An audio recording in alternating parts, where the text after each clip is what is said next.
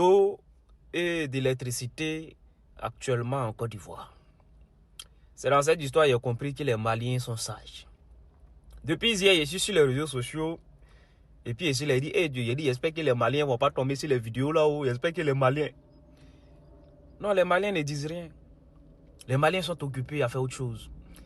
Les Maliens sont concentrés. C'est là que j'ai compris que l'éducation fait la différence. J'aimerais voir ici ces Ivoiriens, ces sodos nouveaux Ivoiriens qui hier se moquaient du Mali lorsqu'ils ont eu un problème d'électricité. Voyez-vous, on a oublié nos problèmes. Parce que le problème d'électricité en Côte d'Ivoire est coupure d'eau, c'est pas nouveau. Non, c'est pas nouveau. On est né dans ça. On se connaît en détail. On est né dans ça, on a grandi dans ça. On s'est même habitué. Coupure d'eau, coupure d'électricité. On s'est même habitué. C'est pas aujourd'hui. Moi, je suis de la génération 1990. Donc, j'ai connu Gbagbo et j'ai connu Papa Ado. Et coupure d'électricité, c'est pas aujourd'hui. On est né dedans, on a même agrandi. On sait comment même anticiper. Les gens du Pop 2, les gens de Ouassakara. Bon, on se connaît, on sait comment ça se passe. Et surtout lorsqu'il y a moins de carême. Bon, aujourd'hui, c'est nous, on fait comme si on n'a jamais connu ça. On allume notre caméra lorsque le voisin prend de l'électricité. On se met à se moquer. Pourtant, s'il y a un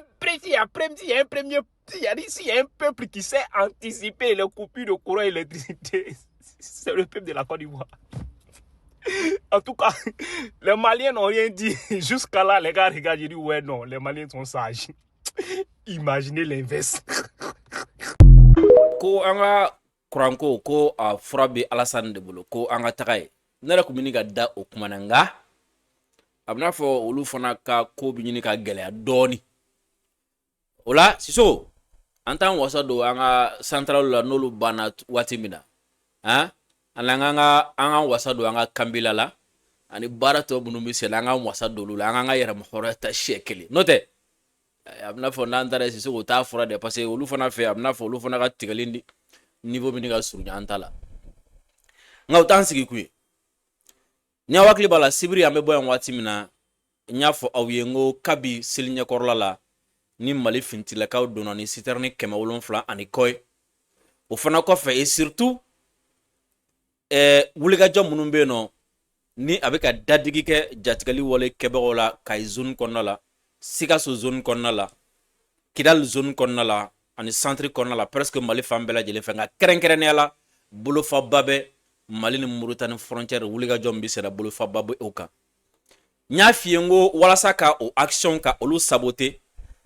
ka anga fintikla ka o ka sanayele o ka sankorota o ka monter en puissance surtout o ka résultat munu soro terenga no bika ka sababe ka jamana don hakil la sigi siso bisa photo do blanc kare fo bisa ka sababe ka jamana don hakil la sigi ka jamana don da o ka armée la nya fo awiyengo uye campagne do damne ni uye campagne de désinformation rumeur ba sibiri temele nya fo awiye ko femi mali fintikla kawye ko ni ay ko ni wati na mega sika do ni taji ko sika tala de ko ko benga no sur la li jatigali wole kebo ni nyonche benga mena ni uye trêve koro ko ka kele sonzoro folo ani nyonche o wi futa watu be fo la he ko fo me ko konna la kantise fintikla jatikali wole kebro ma o fana tise ama o ko o konna la sa ko anyuka mo do bla o lu fana extra bla wala sa nga teme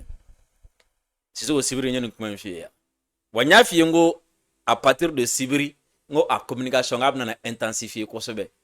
o yaisa kabe kari kana bilasa surtout français mejaw unuka relais munumbe français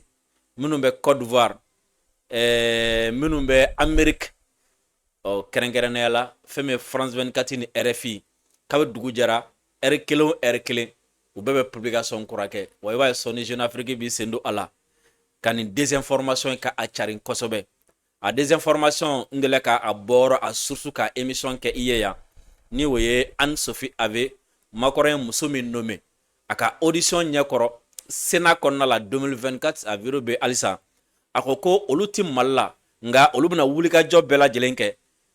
na fora watu wati ko kabe France tara ko afusara Mali armée ma ko Mali armée bɛ k'a yɛrɛ sɔrɔ n'a fɔra waati ko Mali armée opération dɔ kɛ opération min na n'u sebaga sɔrɔ jatigɛli wale kɛbagaw kan ko ale kɛlen ka mɔgɔw ta bɔlɔlɔ siraw fɛ radio la télé la minnu bɛ bɔ ka o démenti ka o démonter et surtout a bɛ ɲininka ko komi ko aw fana ka nin baara in aw ko a bɛ défensif de kɔnɔ yalima aw bɛna offensif kɛ o kɔrɔ ye jumɛn ka kɔn ka armée tɔgɔ tiɲɛ k'a bɛ ko ma bɔ fɔlɔ an ye 2024 an ye émission caman kɛ a kan ko ninnu taarɔ ye yen nka Sisoko fɛn min ye Mali armée ka jaabi bɛ yan Mali finitigilakaw ye jaabi min di ni rumeur ninnu na a jaabi dafalen bɛ an bolo yan nka a jaabi bɛ faamu ni hakili de a ti faamu ni dusu ye dɛ a jaabi bɛ faamu ni hakili de a bɛ faamu ni hakili jagabɔ de a bɛ faamu ni réflexion de jaabi sugu min don Sisoko an bɛna a lamɛn jaabi sugu min fana don aw fana bɛna n'a faamu très important o la n b'a ɲini aw fɛ video aw ka aimer ka partager ka cœur caman bila aw minnu bɛ nin waati na ko aw bɛ k'an lajɛ an ka page Facebook ka Dirisa Mementa a ye video aimer aw ka partager aw ka cœur bila aw kana saliya an ka video partager la et surtout aw kana ɲinɛ ka abonner an ka page Facebook la aw minnu fana bɛ nin waati na ko aw bɛ ka video lajɛ an ka chaîne YouTube kan Dirisa Mementa a ye fɛɛrɛ kɛ halisa aw ka abonner an ka chaîne YouTube la o kɔfɛ aw ka cloche de notification activer o la n'an ye video kɛ YouTube kan video a bɛ a sɔrɔ k'a lajɛ k'a sɔrɔ aw ma recherche jan kɛ YouTube kan Sisoko Mali rumeur an kɛlen kɔ ka o jɔsi ka bɔ yen parce que an bɛ tila nin émission na waati mɔgɔ si tɛna ɲininkali kɛ tuguni est-ce que trêve de bɛ Mali armée ni Djinnimu ni ɲɔgɔn cɛ wa est-ce que u ye bɛnkan dɔ de sɔrɔ k'a fɔ si kana se si ma wa an ye wari de d'u ma wa an y'u ka mɔgɔw de bila wa o de la carburant sera ka don wa i n'a fɔ France 24 RFI bɛ k'a fɔ cogo min na ni nin émission in banna aw si tɛna ɲininkali kɛ tuguni parce que preuve concrète bɛna na di aw ma Sisoko ni anw kumana ko anw de bɛ Mauritanie accusé n'an ka armée ye communiqué kɛ Mauritanie ko an y'u accusé sisan Mauritaniens yɛrɛ ye kala fili u ka wasaden dɔ ye o wasaden muso in a bɛna a ka kumakan lamɛn a ko ni kalabanciya tɛ ko mɔgɔ si de tɛ se k'a fɔ bi k'i t'a kalama ko jatigɛli wale kɛbagaw k'u bɛ taa furakɛ Mauritanie ko mɔgɔ si tɛ k'a fɔ k'i t'a kalama ko jatigɛli wale kɛbagaw k'u sigilen bɛ Mauritanie ko mɔgɔ si tɛ k'a fɔ k'i t'a kalama ko bɛnkan mun ni Mauritanie fanga ni ɲɔgɔn cɛ ko mɔgɔ tɛ se k'a fɔ k'i t'a kalama bref ko Mauritanie ma kɛ ninnu ka zone de repli ko ni mɔgɔ ye fɔ o kalabanciya de ko bɛɛ lajɛlen b'a kalama bibi na ne ka kuma tɛ Mauritaniens yɛrɛ dɔrɔn de ka kuma don Mauritaniens yɛrɛ kala fili mɔgɔ min ye n'a b'u ka wasaden bolo kɔnɔ Sisoko a bɛna mɛn ale fana da ni Ala sɔnna a ma cɛkɔrɔba tɔgɔma Américain ka Donald Trump Américain ka Donald Trump a yɛrɛ bɛ fɛ ka Kante ninnu ka wari sɔrɔ yɔrɔ bɛɛ minɛ parce que a bɛ fɛ ka Kante ninnu ka trophée mun ta a yɛrɛ bɛ fɛ k'o ta Sisoko Donald Trump de tun ye kangarimada dɔ kɛ ka heure 48 ni o ye tile 2 ye k'o di Iran ma ko ni Iran ma détroit de Hormuz dayɛlɛ ko a bɛ Iran c'est à dire courant bɛ bɔ fɛn fɛn na k'a b'a bɛɛ gosi k'a bɛɛ tiɲɛ siɲɛ kelen o 48 heures o tile 2 in o bɛ dafa su in na an bali min na Trump bɔra ko ale ni Iran k'u kumana wa k'u ye kuma ɲɛnama bɔ fɔ ni ɲɔgɔn cɛ k'u ka suru bɛnkan yɛrɛ sɔrɔli la koyi k'o la ko a ye farapu bɔ a dɔgɔ kɔrɔ ala ma tɛmɛ miniti damadɔni kan Iran ko tiɲɛ t'a la ko kuma ɲɔgɔnya t'u ni ɲɔgɔn cɛ Trump diminen bɔra o kɔfɛ a ye min fɔ a bɛna o fana lamɛn ni Ala sɔnna a ma boisson énergétique Pro Max ye boisson min ni a minɛla ka di kosɛbɛ galabu ani farifoni a b'o di aw ma wa boisson fana ka a ja sɔrɔ ni a y'a talan kɛ boisson énergétique Pro Max ye a bɛ o fana sɔrɔ a la an ka sponsor officiel lo a kɛ o kɛ ka boisson énergétique Pro Max san a bɛna fɔ a bɛ an dɛmɛ a kɛ o kɛ ka boisson énergétique Pro Max bila a ka boutique kɔnɔ a bɛna fɔ a bɛ an dɛmɛ an ka baara la o la Sisoko bi ta in an b'a daminɛ Mali kɔnɔ yan n'an y'a daminɛ Mali la fɛn min ye kabi sibiri fo bi et surtout kabi kunu fo kana se bi ntɛnɛ ma marisi kalo tile 23 fɛn min ye faransi médiaw ye u ka relais minnu bɛ Côte d'Ivoire u ka relais minnu bɛ États-Unis olu kɔni kɛlen don ka dunu ni bala ta ka fan bɛɛ kɛ sɔ ni mɔgɔrɔni ye désinformation totale et u bɛ min yɛrɛ fɔ hali u tɛ se k'a fɔ k'a tile source t'u bolo a la u b'a fɔ k'u y'a mɛn waati dɔ la u b'a fɔ k'u y'a mɛn mɔgɔ dɔw da waati dɔ la o ye jumɛn ko n'i y'a ye seli ɲɛkɔrɔ la Mali sera ka don ni sterling 700 ni kɔ ye ko siga t'a la dɛ ko an ye bɛnkan dɔ sɔrɔ ani Jinimi ni ɲɔgɔn cɛ ko bɛnkan sa ko o kɔrɔ o bɛnkan kɔnɔ kuma dɔ ye ko ka kɛlɛ sonsoro ani Jinimi ni ɲɔgɔn cɛ les mots sont très importants Sissoko il faut retenir le mot trêve u ka kuma kɔnɔna la n'u ye France médiaw ye an'u ka relais ye ko trêve de bɛ ani Jinimi ni ɲɔgɔn cɛ o la u t'a attaqué an t'u attaqué k'an ma d'aw ma k'an ye wari sara u ye ko k'u ka mɔgɔw bila wa ko fo a dɔw taara fɔ ko o kɛlɛ sonsoro min b'an ni Jinimi ni ɲɔgɔn cɛ ko a bɛna to senna fo mai kalo la san 2026 o kɔrɔ ko anti mars la avril b'a la ko fo mai dɔw ko k'a ye 200,000 d'u ma dɔw ko k'an y'u ka mɔgɔw bila Sissoko a bɔra n y'o f'i ye kuma bɛ ta yɔrɔ min na o ye Anne Sophie Ave a ye audition min kɛ Sénat la a y'a fɔ ko comme olu ka narratif imposé baliya kɛra sababu ye u gɛnna ka bɔ Mali la u gɛnna ka bɔ Sahel yɔrɔ caman kɔnɔna la k'olu ka président ni o ye Macron ye o ye ale nommé ale ka baara kɛ France ka ambassadeur minnu bɛ farafinna a ka narratif dɔ dilan k'a di olu ma a ka tila ka réseau dɔ labɛn réseau min fana kɔnɔ ni o bɛna France ka narratif imposé o France ka narratif imposeli kɔnɔ ko ale ye baara dɔ kɛ Anne Sophie Ave ko ten o baara ninnu dɔ ye jumɛn ko a ye mɔgɔw ta bɔlɔlɔ siraw kan ka mɔgɔw ta télé la ka mɔgɔw ta radio la ka mɔgɔw ta minnu b'a sɛbɛn journal la ye ko olu k'u sigi k'u ɲɛsin a ma donc ko ka baara bɛna kɛ jumɛn ye ko ni a fɔra waati o waati ko kabi France taara ka bɔ Mali la Mali sɔrɔ bɛ ka yiriwa walima kabi waati o waati kabi ni France taara ka bɔ Mali la Mali kɛlɛ fintigilakaw bɛ ka se sɔrɔ a la ko n'o kuma fɔra waati o waati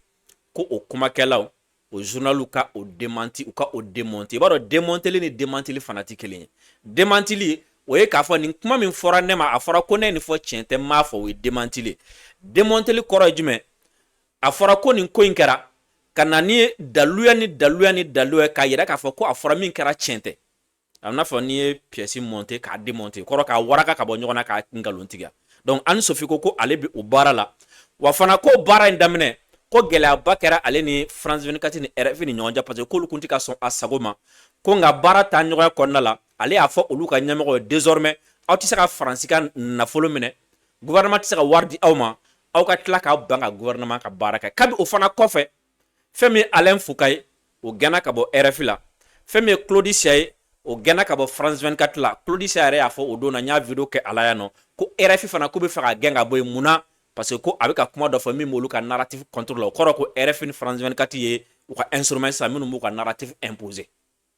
n'est-ce pas n kun bɛ fɛ ka nin décor planter fɔlɔ walasa aw k'a faamu kuma min bɛ yen nɔ ɔ kɛlɛ bɛ jumɛn de nɔfɛ Mali armée sera ka don ni sterling 700 ye kɛlɛ bɛ mun nɔfɛ a bɛ ni ka kalo damadɔni bɔ taji ko n'i ye gasoil bɔ a la parce que gasoil problème a sɔrɔ yɔrɔ ko ye a nali ko tɛ n'i y'o bɔ a la Mali taji ko o bɛ ni ka kɛ an bolo i b'a fɔ ko mauvais souvenir tajiko gɛlɛya u bɔr'o la sterling bɛ ka don armée bɛ ka bula da tiɲɛnikɛlaw la o kɔfɛ et surtout kalo tile 21 kana kalo tile 22 la ni o ye sibiri comment dire la sibiri tɛ a daminɛna sibiri de fɛn min y'an ka armée u ye wulikajɔ fana kɛ ka o sira kelen kan ye ka jatigɛli wale kɛbagaw k'u koron k'u kɛlɛ ka se u la Sissoko fo ka otage 12 ka olu libérer ɔ ninnu si de ti ka bɛn Faransi ma o la u wulila ni min ye sisan ɔ ko fɛn min ye trêve de bɛ ani jatigɛli wale kɛbagaw ni ɲɔgɔn cɛ ɲɛ t'a la ala ma tila ka kuma la Jeune Afrique fana ye sen don a la ko Mali élu dɔ y'a fɔ olu ye ko an ye jatigɛli wale kɛbaga caman minɛ ko walasa k'u ka an bila an ka doni k'an ye jatigɛli wale kɛbaga caman bila ko walasa u k'an bila an ka doni taji ye nka Sissoko Mali armée ka réponse ye min ni a jɛlen don ni nɔgɔ t'a la min b'a yira k'a fɔ ko nin kuma in ye ngalon ye min b'a yira k'a fɔ nin kuma in daluya t'a la min b'a yira fana k'a fɔ ko nin kuma in a bɛ jatigɛli walew ka dɛsɛ fɔ wa min b'a yira k'a fɔ fana k'a fɔ ko nin kuma in a dabɔkun de walasa fintigilakaw bɛ ka sebagaya min sɔrɔ ka se ka o sebagaya in ka o lagosi Sisoko n bɛna na élément fila k'a la o élément fila min ni o bɛ nin kuma in bɛ jɔsi ka bɔ yen sa o la élément fila in kɔfɛ aw tɛna ɲininkali kɛ tuguni est-ce que tiɲɛ don tiɲɛ tɛ o la taji ninnu bɛ ka don parce que kalo fila bɛnkan de b'u ni ɲɔgɔn cɛ an tɛ se ɲɔgɔn ma wa sira bilalen don walima terroriste dɛsɛlen don walima o gɛnnen de don Sisoko o la wulikajɔ min kɛra Kayi mara kɔnɔ parce que taji bɛ don sira fila fɛ Kayi sira ani Sikaso sira o tɛ taji bɛ don sira fila de fɛ o n'a sɔrɔ ni trêve dɔ de bɛ an n'u ni ɲɔgɔn cɛ ko an ye wari de d'u ma walima an y'u ka mɔgɔ dɔ de bila ko de la k'u tɛ ka se an ma tuguni o la nin sira fila ka nin région fila kɔnɔna la kɛlɛ man kan tɛ ka kɛ yen tuguni dɛ n'est-ce pas wa terroriste man kan tɛ k'an attaquer an man kan tɛ k'u attaquer wa n bɛna preuve de di aw ma k'a fɔ ko nin zone fila kɔnɔna la kɛlɛw bɛ yen an taara terroriste attaquer ka se u la terroriste nana attaquer fana an sera u la an sera u la Kayi an sera u la Sikaso fana nka an b'a daminɛ Kayi ta la Sisoko Kayi image di an ma an ye wulikajɔ min kɛ Kayi ka otage libéré otage yɛrɛ bɛ nana céréale kɛ k'a fɔ ko olu libéré la ka sababuya kɛ kɛlɛ trêve tɛ an ka taa Kayi. Dans la journée du 19 au 20 mars, sur la base des renseignements précis, alors nos unités ont conduit des reconnaissances offensives dans les cercles de Séguéla, notamment dans les localités de Kolomé, Toukouleur et Filigira. Et une base GAT a été démantelée et détruite. Dans cette base-là, les femmes ont pu libérer 12 otages, tous civils, des hommes, et récupérer un car Sonef et une voiture personnelle BMW. Nous remercions vivement la population de Kayi, la population de Nioro, les autorités civiles et administratives. Depuis le début de ces opérations-là, les populations sont restées avec nous. Partout où nos unités ont passé, les populations les ont accueillis avec joie. Alors, nous demandons à cette population-là, pour laquelle nous sommes ici, et cette population constitue le centre de gravité des femmes. C'est une source de puissance pour nous, de laquelle nous tirons notre liberté d'action, notre volonté de combattre.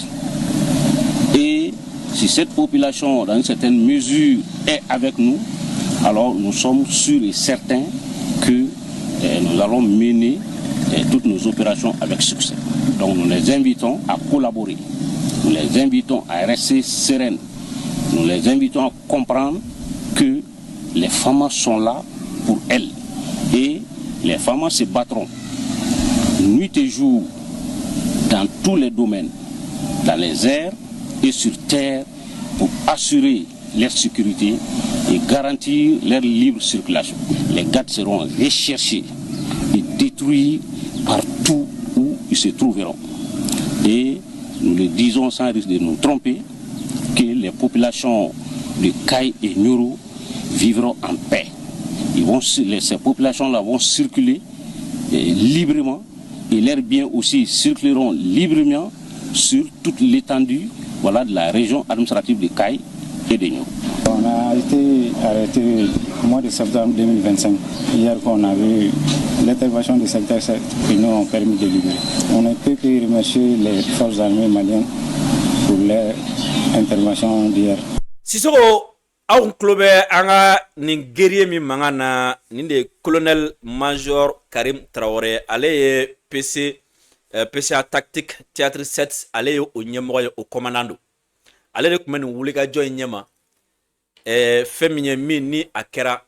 Kayi sira in kan a mara kɔnɔna la yen nɔ ni a wulikajɔ ni a kɛra sababu ni a yɛrɛ ye ni otage mɔgɔ 12 minnu kun minɛlen don jatigɛli wale kɛbagaw fɛ kabi septembre kalo la san 2025 fɛn min Sonef ka kari kelen ye u sera k'o fana minɛ jatigɛli wale kɛbagaw la ka fara mobile personnel dɔ fana kan a y'o fana minɛ jatigɛli wale kɛbagaw la nin wulikajɔ in nin kɛra opération dɔ de kɔnɔ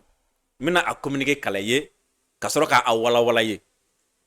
L'état-major général des armées porte à la connaissance de l'opinion nationale que, dans le cadre de l'opération Dougou Koloko,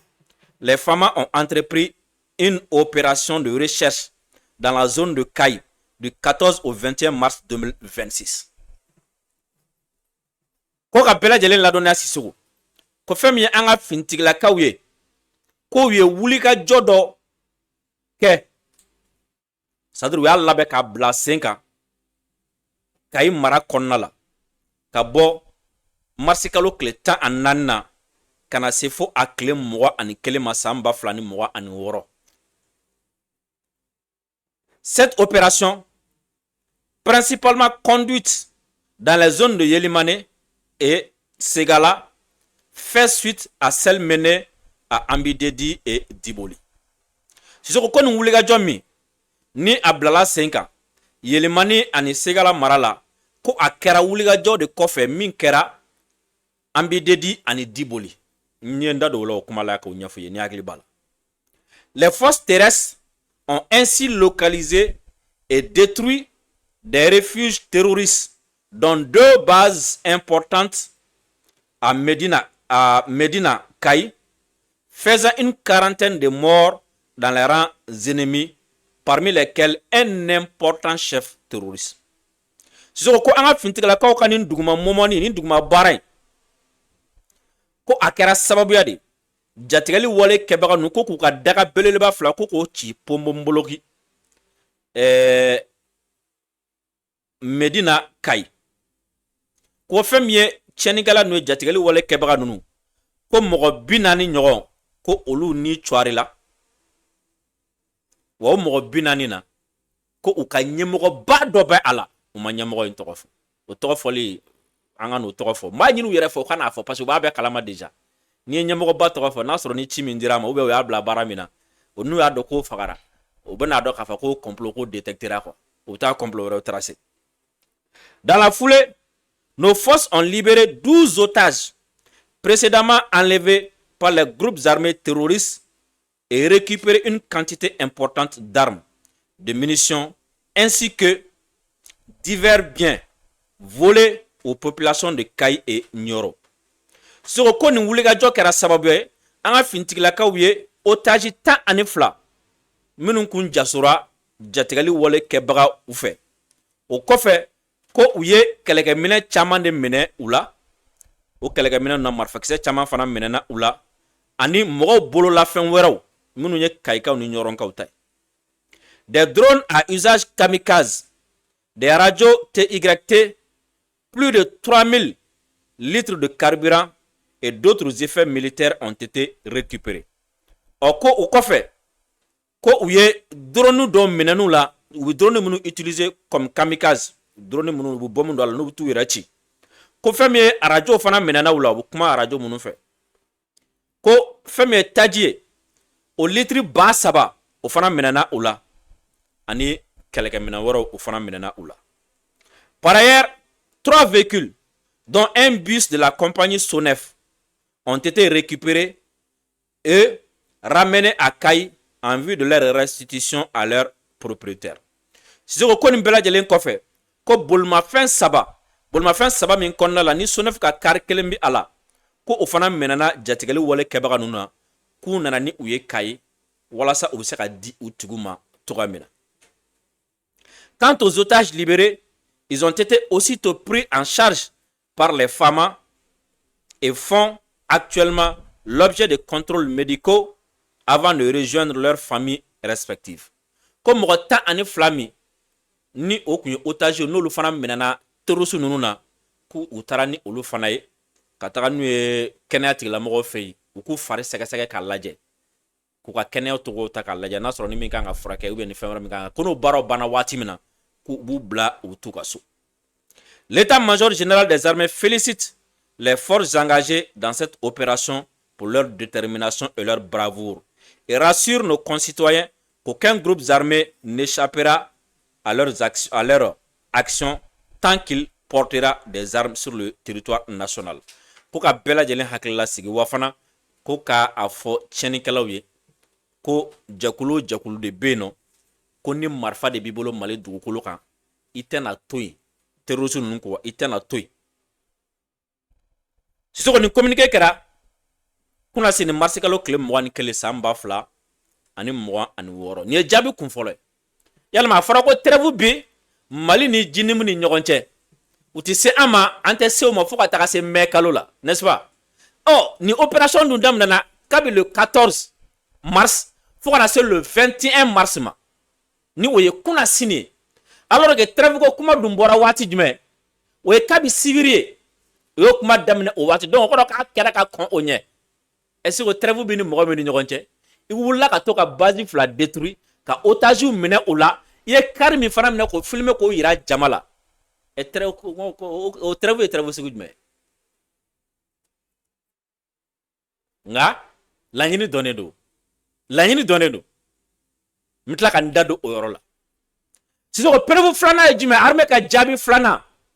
o fana ka bon ka tɛmɛ a bɛɛ kan u bɛna fɔ ko non nin ye Kayi ye minnu donna o don na olu donna Sikaso de fɛ donc trêve ye Sikaso mara de ye Kayi mara ta la o tɛn'o fɔ wa an bɛ taa Kayi mara fana la k'a lajɛ n'a sɔrɔ ni trêve de bɛ Kayi mara kɔnɔ ou bien ni trêve ti Kayi mara kɔnɔ ni kɛlɛ de bɛ Kayi mara kɔnɔ walima plutôt Sikaso parce que u bɛna fɔ de ko Sikaso Stern 700 u bɛna fɔ k'a nana Sikaso de fɛ donc n'a sɔrɔ ni kɛlɛ bɛ yen ou bien ni kɛlɛ tɛ ni trêve bɛ yen ou bien ni trêve tɛ an tɛna dɔn yan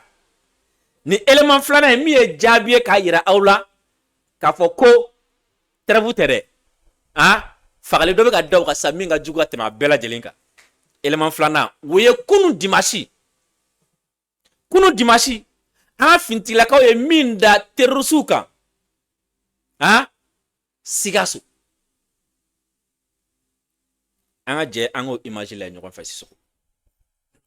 Dimanche 22 mars 2026, un groupe de terroristes a tenté de s'infiltrer dans la ville de Sikasso pour attaquer le camp et s'aimer des troubles en ville. Nos hommes avaient déjà l'information grâce à un service de renseignement compétent. Alors, s'est mise en place une stratégie de contre-attaque digne d'être enseignée dans les écoles militaires. Pendant qu'ils poursuivaient leur dessein funeste, le détachement en poste à l'aéroport de Sikasso, Tabarako, a tendu une embuscade dans les abords nord de l'aéroport. Le piège était tel que les assaillants en évolution n'ont pas eu le temps de comprendre qu'ils viennent de quitter notre monde et envoyés vers le repos éternel. Bilan, le commando neutralisé, des matériels récupérés, parmi lesquels des équipements de communication et des armes de guerre. Je tiens à le dire ici avec force, le Mali éternel a trop longtemps plié. Le Mali éternel a trop longtemps résisté. Il est resté sur la défensive pendant de longues années. Désormais, il va de l'avant. Il redéploie ses ailes. Il a repris l'initiative et s'est mis dans la posture du chasseur, ne laissant que deux choix aux ennemis de la paix: rejoindre la grande famille nationale pour refonder ensemble notre belle patrie que le monde entier nous envie, ou alors courir pour toujours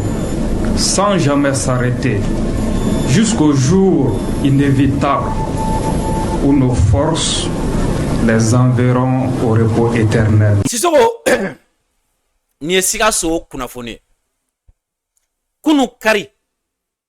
fɛn min ye jatigɛli wale kɛbagaw ye n'o ye Djinnim ye a fɔra ko trêve b'an ni minnu ni ɲɔgɔn cɛ ko an ye minnu sara walasa k'u kana s'an ma k'an fana tɛ s'u ma Sissoko Faransi ko ten Sissoko u y'u dɛ kunu k'a fɔ k'u bɛ Kayi dugu kɔnɔna ka infiltrer togoya min na kan min bɛ yen nɔ u bɛ se ka kan attaquer togoya min na jatigɛli wale kɛbagaw ni o ye terroriste ye ka u to ka ni labɛn ninnu na walasa ka Sikaso kan attaquer kunun dimanche an ka fintigilakaw an ka service de renseignement olu ye kunnafoniya dafalen bɛɛ lajɛlen sɔrɔ k'a fɔ ko fɛn min ye jatigɛli wale kɛbagaw ye u bɛ k'u labɛn infiltration n'a tɔgɔ k'u bɛna attaque kɛ o kunnafoniyaw sɔrɔlen o la an ka fintigilakaw fana de labɛn kɛ kunun kari marsi kalo kile muga ani fila ka ambiskadi da jatigali wale kebagaw ɲɛ balere bale olu de bɛ ka ambiskadi da mɔgɔw ɲɛ olu de bɛ ka bala ka wulu kɛ ka taga bali an ka finitigilakaw la donc armée fana de sisan Sikaso ye ka ambiskadi da terrorisiw ɲɛ minnu tun bɛ fɛ ka na Sikaso kan attaquer terrorisiw kɔni bɛ bali min na Sisoko olu kɔni nana bali an ka finitigilakaw de la u sara waati min na u yɛrɛ m'o dɔn bilen n terikɛ Sakɔ yɛrɛ ko ten ko terrorisiw m'u sa waati dɔn repos éternel kɛ waati u m'o dɔn ya terrorisiw kɔni balila min na ayi Kayi attaque tɛ n ko Kayi n k'a fɔ Kayi Sikaso attaque tɛ kan attaqueli fana tɛ a kɛra yɛrɛ ɲini yɛrɛ sanu kan donc u nana attaque min kama Sikaso u ye attaque yɛrɛ abandonné k'u b'u yɛrɛ ta o yɛrɛ ta kɔnɔna la sa i ɲɛ bɛ nin minɛn minnu na o minɛna u la mɔgɔ caman fana fagara ye o communiqué écrit ma bɔ fɔlɔ peut-être a bɛ se ka kɛ communiqué écrit bɛ bɔ bi Sisoko nin kɛra Sikaso kunu marisi kalo tile 22 san 2026 nin kɛra Sikaso ani jatigali wale kɛbagaw ni ɲɔgɔn cɛ an ye caman faga u la madala ni mɔgɔ wɛrɛ sera ka boli an ye nin minɛn ninnu minɛ u la o kuma Sisoko o ma trêve ye trêve sugu jumɛn ye kalo tile 21 Kayi sira kan an ye jatigali wale kɛbagaw an ye 40 ni kɔ ani ɲɛmɔgɔba dɔ an y'olu bɔ baara la ka otage 12 libéré ka Sonefu ka car kelen libéré ka mobile personnel kelen fana libéré o bolila u yɛrɛ ta o kɛra sibiri kari min dara o kan ni o ye kunu ye Sikaso fɛnɛ an ka finitigilakaw ye ambiskadi da terrorisiw ɲɛ minnu tun bɛ fɛ ka Sikaso kan attaquer o ambiskadi fana ni an y'o daw ɲɛ an ye caman faga u la ka minɛn caman fana minɛ o la n bɔra k'o fana jaw yira aw la sisan aw kuma Sisoko ni Kayi an bɛ ka u faga ka otage minɛ o la Sikaso an bɛ k'u faga ka otage minɛ o la nin ko ninnu kɛra du 14 au 22 ni o ye kunu ye mars 2026 o ma trêve ɲɛ waati jumɛn sisan carburant fana ma don o de kɔnɔ carburant donna don jumɛn c'était le 17 non seli ma kɛ 18 ya carburant donna le 17 donc trêve bɛ min nka laɲini ye jumɛn walasa nin wuli ka jɔba min bɛ senna sisan parce que nin waati na i b'a dɔn n y'a f'i ye n ka sibiri émission na n ko jatigali wale kɛbagaw bɛ recrutement na pour preuve Guinée ye communiqué kɛ kunu k'u bɛ ka recrutement kɛ olu fɛ yen k'u ye mɔgɔ 11 minɛ o ma kɛ u bɛ recrutement na fan wɛrɛw fɛ et pendant que terroristes bɛ ka recrutement kɛ n'a fɔra ko o waati ko armée bɛ ka dadigi kɛ u la n'a fɔra ko o waati armée bɛ ka se ka otage minɛ u la n'a fɔra ko o waati ko terroristes tɛ ka se ka circuler n'o kibaruya donna terroristes tɔw tulo la et surtout futur candidat au terrorisme tulo la Sisoko olu bɛ bɔ u tɛ sɔn recrutement ma et je me suis même dit que ngo français ka ni message c'est un signal aux terroristes k'a f'u ye arrêtez d'attaquer aw tɛna se ka se u la nin waati na i m'a faamu wa aw tɛna se ka se u la nin waati na arrêtez d'attaquer nin waati na o ka fari nin waati na armée ka fari nin waati na n'aw taara bɛɛ bɛ sa mɔgɔ mɔgɔ bɛ ka taa o bɛ ka sa donc arrêtez je me suis dit c'est un signal aux terroristes pour que k'u lasɔmi hey a y'a attaquer jɔ fɔlɔ parce que labɛn dɔw bɛ sen na minɛn dɔw bɛ ka na ka bɔ Benin mercenaires dɔw bɛ ka na ka bɔ Benin fan fɛ a y'a to olu ka se yan fɔlɔ ou bien ruse dɔ don u bolo walasa k'a fɔ ko u bɛ na attaquer kɛ et a naaninan ye min ye o ye opération psychologique ye i m'a faamu Sisoko o ye i n'a fɔ n ye min f'i ye parce que nin waati na bɛɛ lajɛlen ɲɛ b'a la diɲɛ don o don armée de bɛ ka ko dɔ kɛ terroriste la carburant bɛ ka don otage bɛ ka libérer autorité min nana joli la o libéré la otage 2 libéré la olu bɔra fo Mauritanie Mbera kan kɔnɔna la otage 12 wɛrɛ libéré la tuguni terroriste ɲɛmɔgɔ dɔ fagara 40 bɛ ka faga 50 bɛ ka faga u la donc o communication min bɛ ka kɛ o tɛ français arrangé o tɛ terroriste arrangé alors que Anne Sophie Aveco a ye mɔgɔ minnu sara a y'a f'u ye de ani ale yɛrɛ bɛ ka baara kɛ a bɛ narrative di donc o kɔrɔ ye France ka ambassade bɛ yɔrɔ yɔrɔ farafinna cellule de communication dɔ bɛ yen nɔ an contrôle la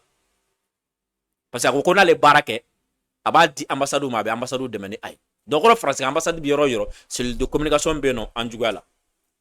Hali n'a mɔgɔ tɛ ambassade yɛrɛ kɔnɔ ye, i b'a sɔrɔ ambassade fana ka baara ye k'o cellule mɔgɔw sara. O kɔni u bɛ Côte d'Ivoire i b'a dɔn o jɛlen don, n'est-ce pas? Voilà. Donc ka an ka opération lagosi. A duurunan ni a laban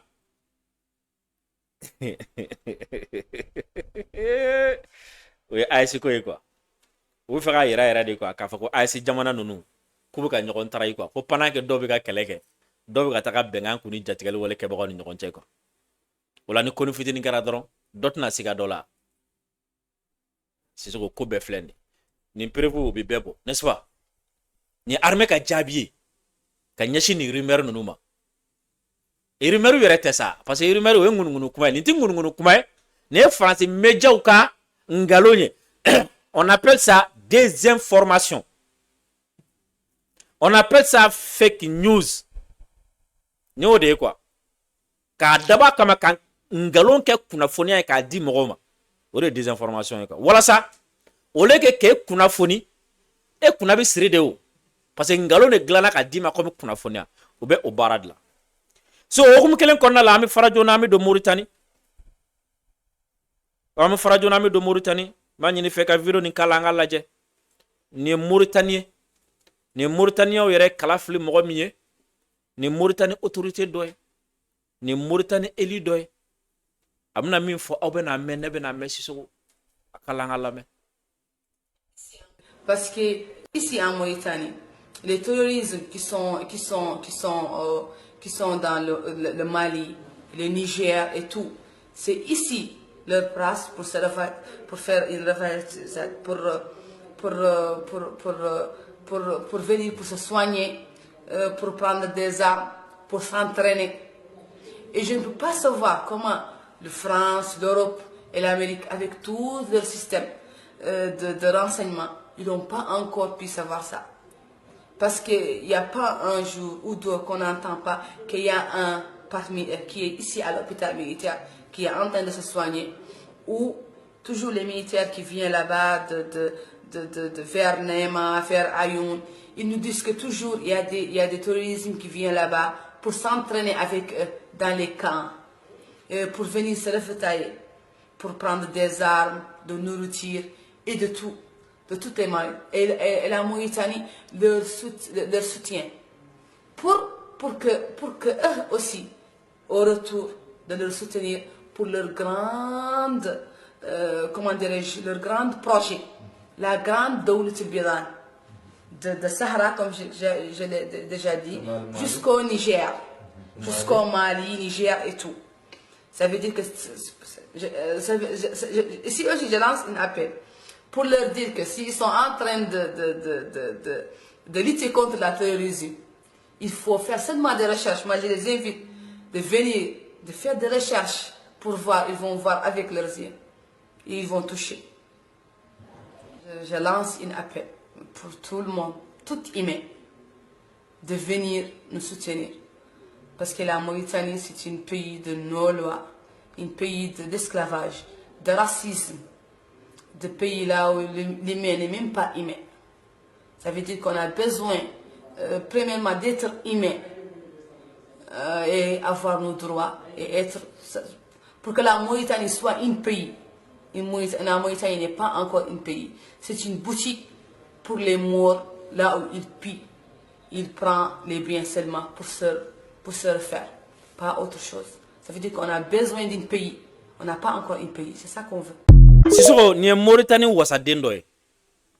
ni muso in a ko ale yɛrɛ b'a yɛrɛ ɲininka de quoi ko kuma o ko France ni Amérique n'u tɔw bɛ se k'a fɔ k'olu t'a kalama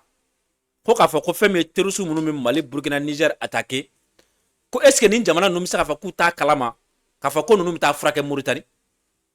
ko u bɛ se k'a fɔ cogo di k'u t'a kalama ko ni mɔgɔ ninnu bɛ taga marifaw ɲini Mauritanie ko u bɛ se k'a fɔ k'u t'a kalama cogo di ko terroristes kɛlen don ka Mauritanie utiliser i n'a fɔ u ka entraînement kɛyɔrɔ k'olu Mauritaniens kɔni bɛɛ b'a kalama olu somɔgɔ minnu bɛ sɔrɔsiyaw la olu somɔgɔ minnu ye finitigilakaw olu somɔgɔ minnu bɛ kan kɔnɔ ko waati o waati o somɔgɔ ninnu de bɛna f'u ye k'a fɔ ko fɛn min ye jatigɛli wale kɛbagaw ye ko n'u banana Mali la Burkina ou bien Niger k'u bɛ t'u furakɛ Mauritanie k'u bɛ taga entraînement k'u ka kanw yɛrɛ kɔnɔ yen ko bɛɛ b'a kalama Mauritanie bɛɛ b'a kalama ko bɛɛ b'a kalama ni min ma da la ko ni nin jamana min ma da la ni Faransi ma da la ni Amérique ma da la walima e yɛrɛ ni ma da la k'i ka taa Mauritanie k'i ka taga lajɛ k'u dogolen yɛrɛ tɛ yɛrɛ ko bɛɛ ɲɛ b'u la ni ma da la k'i ka na i yɛrɛ ka n'i ka sɛgɛsɛgɛliw kɛ i k'a lajɛ ko bɛɛ ɲɛ b'u la jatigɛli wale kɛbaga ninnu u bɛ circuler Mauritanie tɔgɔ min na u b'u entraîner Mauritanie tɔgɔ min na u bɛ t'u furakɛ Mauritanie tɔgɔ min na u bɛ marifa sɔrɔ Mauritanie tɔgɔ min na nin bɛɛ kɔfɛ fɛn tɛ ka k'u la foyi foyi u ni Mauritanie ɲɛmɔgɔ dɔw tɛgɛ bɛ ɲɔgɔn bolo tɔgɔ min na ko bɛ a ye na dɔrɔn a ka na lajɛ kɛ toujours an tɛ kuma jan fara nin ta kan an tɛ kuma jan fara nin ta kan quoi an bɛ nin to ta komi Mauritanie kun ye mankan kɛ nka après o mankan na u nana ko k'a kɛ kuma ye an b'a to ta fɔlɔ mais an ɲɛ bɛ bɛɛ la dɛ bɛɛ ɲɛ bɛ bɛɛ la c'est à dire sɔsɔcogo de t'a la tuguni wa Sisoko k'a fɔ ko min bɛ sen na Mauritanie kɔnɔna la ayiwa Amérique président ni o ye Donald Trump ye Sisoko i b'a dɔn kuma fila fɔ o kɔni o kɛra a taala ye d'ailleurs n'i bɛ fɛ ka Trump yɛrɛ faamu n'a ma min fɔ i b'i sinsin o kan n'i bɛ fɛ ka Trump faamu n'a ye min yɛrɛ fɔ i b'i sinsin o sina kan n'i bɛ fɛ ka Trump taga fan dɔn n'a ko an ka taa kini fɛ i bɛ taa kɔnɔ numan fɛ n'i bɛ fɛ ka Trump a bɛ se karisa la walima n'a tɛ se karisa la n'i bɛ fɛ k'o dɔn n'a ko n ye mɔgɔ min bɔgɔ a dɔn k'a fɔ k'a tɛ se o tigi la Iran an ye sira min fɔ aw ye ni o ye détroit de Dormuz ye ni Iran ko a y'a datugu Sisoko ni a datuguli bɛna jouer samiya nata kan diɲɛ fan bɛɛ fɛ parce que plus de 50% an b'o niveau de la engrais a bɛ tɛmɛ yen de fɛ ni o dun ma sɔrɔ o kɔrɔ ko an ka sɛnɛkɛlaw k'u labɛn joona an ka jamana yɛrɛ k'u labɛn an ka jamana ka labɛn u bɛ se ka engrais alternative min sɔrɔ engrais la o k'u labɛn sinon a bɛna gɛlɛya dɛ o détroit min datugura Trump de bɔra ka bagabagali dɔ kɛ kunna sini o Trump kelen dɛsɛlen européen na a dɛsɛlen OTAN na a dɛsɛlen arabu jamanaw la et puis surtout arabu jamana dɔw kekura ɲɛ bɛ Qatar autorité dɔw la ko ni diɲɛ don o don ni olu ye marifa ta Iran kama sisan k'olu bɛna na riposter ka Iran kɛlɛ ko Trump bɛ taa k'olu to donc olu y'a faamu Trump bɛ mɔgɔ ɲini de la a bɛna kɛlɛ turu da mɔgɔ min kun quoi k'i jɔ o tigi kɔfɛ quoi donc o la olu tɛ fɛ ka gɛrɛ tuguni quoi Trump kunna sini a ye kangari de da Iran ye ko a bɛ tile 2 di Iran ma ni Iran ma détroit de Dormuz dayɛlɛ Sisoko ko a na ko da Iran ka k'a b'a la ka Iran d'aw ma min ye ko Iran ka u ka courant bɛ bɔ diɲɛ yɔrɔ o yɔrɔ u ka énergie bɛ bɔ yɔrɔ o yɔrɔ ka jamana kɔnɔ ko a yɔrɔ fɛn fɛn bɛ yen k'a b'a bɛɛ bombarder k'a bɛɛ tiɲɛ tile 2 n'u ma détroit dayɛlɛ Allahu akbar Trump y'o fɔ Iran ye micro ta Iran ko Trump ma ko n'o tɔgɔya don Trump k'a bila a kunna ko ni a ka bombe kelen ye olu ka o yɔrɔ ninnu sɔrɔ ko Moyen-Orient bɛɛ u b'a yɔrɔ bɛɛ installation énergétique ninnu fɔ u b'a bɛɛ gosi k'a bɛɛ tiɲɛ o kɔrɔ ye jumɛn courant tɛ na k'a jamana si kan bilen ye dɔrɔn tɛ dɛ Israël u b'a gosi c'est à dire américains kɔni u bɛ yɔrɔ yɔrɔ a kɛra Saudiya o a kɛra Qatar o a kɛra Émirats o a kɛra Bahrain o a kɛra dugu in tɔgɔ Irak a n'a tɔ bɛɛ k'u b'a bɛɛ gosi parce que u b'a dɔn ni jamana ninnu bɛɛ ye Amérique de ta ye u b'a bɛɛ gosi k'a bɛɛ bɔ ka courant ko bɛ jɔ a bɛɛ la siɲɛ kelen k'a kɔrɔbɔ k'a lajɛ o y'a sɔrɔ Trump ni Israël Benjamin Netanyahu olu fana farala ɲɔgɔn kan ka taga Iran ka site nucléaire ka taga yɔrɔ bombardelen kɔrɔ ka tila ka taa sigi k'a bombarder tuguni kɛlɛ tiɲɛna yan de Sisoko terikɛ n b'a f'i ye kunna sini sufɛ ka dugu jɛ kunun na Iran fana ye Israël yɛrɛ kun tɛ se ka hali sogo ni min ye Américains yɛrɛ kun tɛ se ka sogo ni min ye Israël kun tɛ se ka miiri a la o hakili kun tɛ se k'a ye k'a fɔ ko yɔrɔ min bɛ se ka gosi Iran fana y'o de gosi wa Iran y'a gosi ni misiri min ye Américains ni Israël fana kun hakili tɛ se ka jigin a la hali kun tɛ se ka sogo ni a ye ko misiri ɲɔgɔn bɛ sɔrɔ Iran bolo o yɔrɔ jumɛn u ka dugu min bɛ yen n'u b'a fɔ o ma ko Dimona ani Arad. Dimona in Israéliens ka centre nucléaire dɔ de bɛ yen u b'u ka nucléaire la baaraw kɛ yɔrɔ min na et puis u taara yɔrɔ in don fo kulu dɔ de la k'a dogo kulu dɔ kɔnɔ Sisoko ka tila ka usine wɛrɛ de dilan usine min ka baara ye fini parataw ni usine textile ko o dilan o yɔrɔ la walasa mɔgɔw kana dɔnya k'a fɔ ko olu ka comment dire la centrale nucléaire bɛ nin yɔrɔ in na mais o n'aw ta o ta bɛɛ Iranien y'o kibaruya dɔnya ka tila ka o dugu in o min ni o protégé len don ka tɛmɛ Israël dugu bɛɛ kan hein Iranien y'o de gosi ani Aradi k'a gosi ni missile fila dɔrɔn wa o missile fila Israël y'a natɔ ye Amérique y'a natɔla ye Sisoko u ye diɲɛ ko sugu bɛɛ kɛ k'u bɛ missile ninnu kunbɛn o ma se k'a kunbɛn missile ninnu taara gosili kɛ ko mɔgɔ 307 k'olu banana o dama maga mɔgɔ min sara la quartier mumɛnw a bɛɛ lajɛlen détruit kabi Iranien de kɛ sa Israël premier ministre n'o ye Benjamin Netanyahu ye ale yɛrɛ ko k'o kɛra su ye su min ni a bɛna gɛlɛya ka tɛmɛ kɛlɛ in su bɛɛ lajɛlen kan o nɔgɔni bɛɛ Israël ye conseil de sécurité saisi k'u ka sigi ka kuma Iran filɛ ne ka nin baara min kɛ o kɔrɔ ye jumɛn a bonyana o hakili ma ɔ Iran ko olu kun kabi kɛlɛ in daminɛna k'olu kun bɛ jateminɛ dilan ko k'a lajɛ u kɛlɛkɛɲɔgɔn k'a lajɛ fanga min b'a la a bɛ se k'olu kunbɛ ka se niveau min ma k'u y'u kɛlɛkɛɲɔgɔn fanga dɔnya niveau min b'a la k'u y'o dɔnya k'u y'a dɔn sisan k'a fɔ ko Israël bɛ yɔrɔ min na ko Israël sanfɛla fana ye olu ta ye sa u bɛ se ka Israël bombarder tɔgɔ min ka d'u ye système défensif tɛ se k'u lajɔ bilen ɔ Sisoko ni ne kɛra sababu ye ka da wuli Sonkala ma ye parce que ko tiɲɛna k'a fɔ ko tiɲɛna ɔ ɲɛ b'a la français yɛrɛ ka chaîne dɔ kan n'o ye LCI ye hein ko missile bi Iran bolo min bɛ se ka Faransi sɔrɔ a bɛ se ka Allemagne sɔrɔ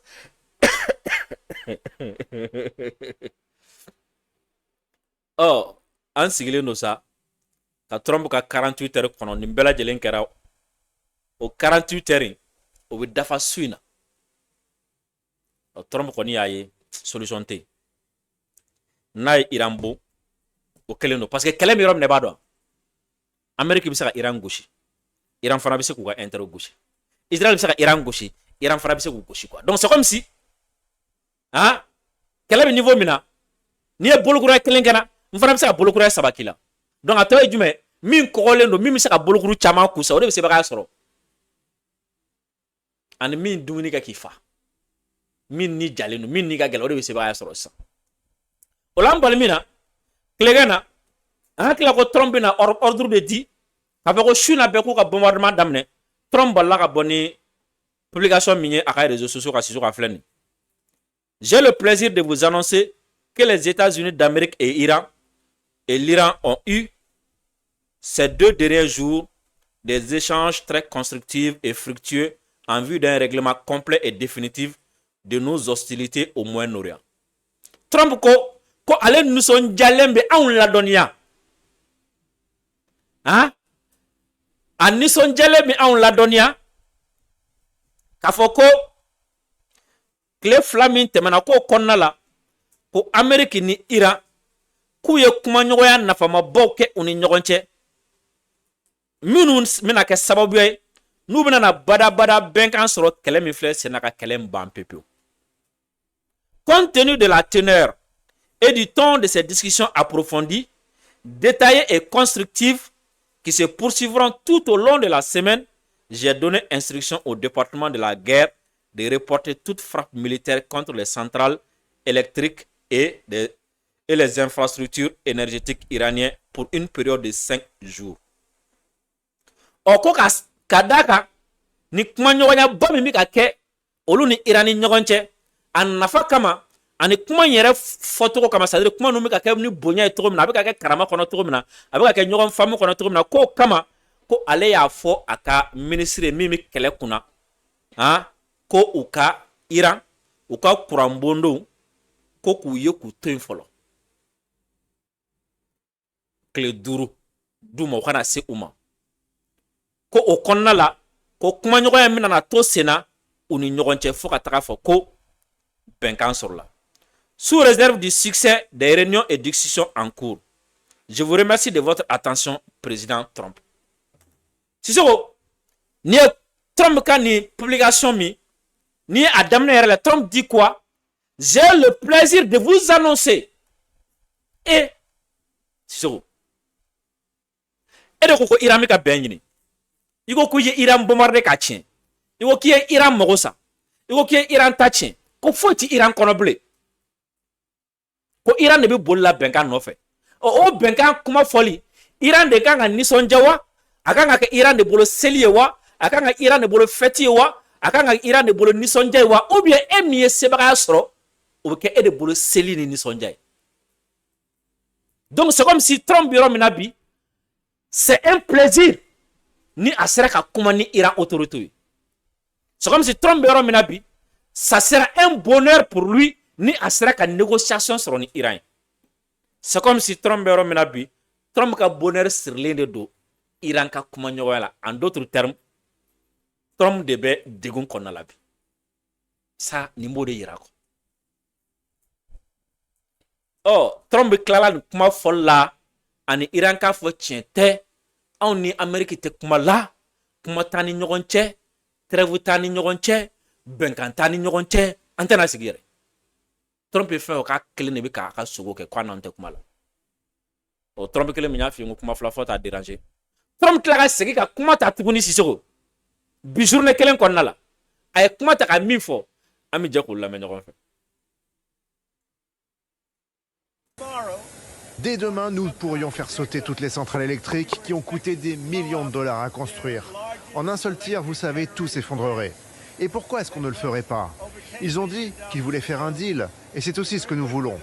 Nous voulons un bon accord. Il n'y aura plus de menaces, plus d'armes nucléaires. Ils n'auront plus jamais d'armes nucléaires. Il faut bien qu'ils soient d'accord avec ça. Comprenez-moi bien, un accord et il n'y aura plus de guerre. Tout ce bazar pourrait s'arrêter. Alban Mikosi, on va essayer d'y voir clair parce que hier matin, on était resté sur l'ultimatum qu'avait fixé Donald Trump. Finalement, beaucoup d'annonces depuis tout à l'heure. Est-ce qu'on peut essayer d'y voir plus clair avec vous? On va essayer. D'abord, Donald Trump, ce matin, a fait de la communication sur ses réseaux sociaux, comme il le fait régulièrement. Dans un long tweet qu'on vous a mis de côté, il déclarait que finalement, il offrait 5 jours de plus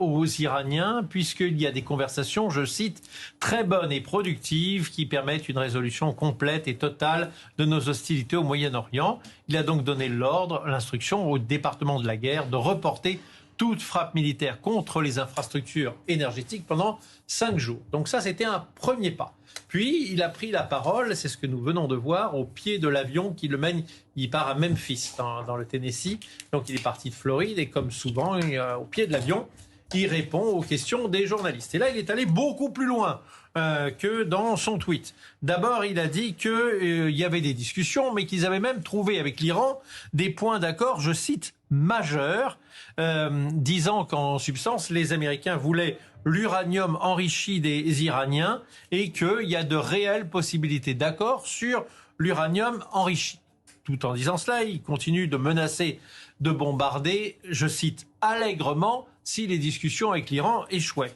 Et pour finir, c'est sans doute la déclaration la plus surprenante, il dit qu'un changement de régime, de toute façon, est en cours en Iran, puisque le régime a été décapité. Et là, je vous livre également sa phrase, parce que là aussi, tous les mots sont intéressants. Il y aura automatiquement un changement de régime en Iran, puisque tous les responsables du régime ont été tués.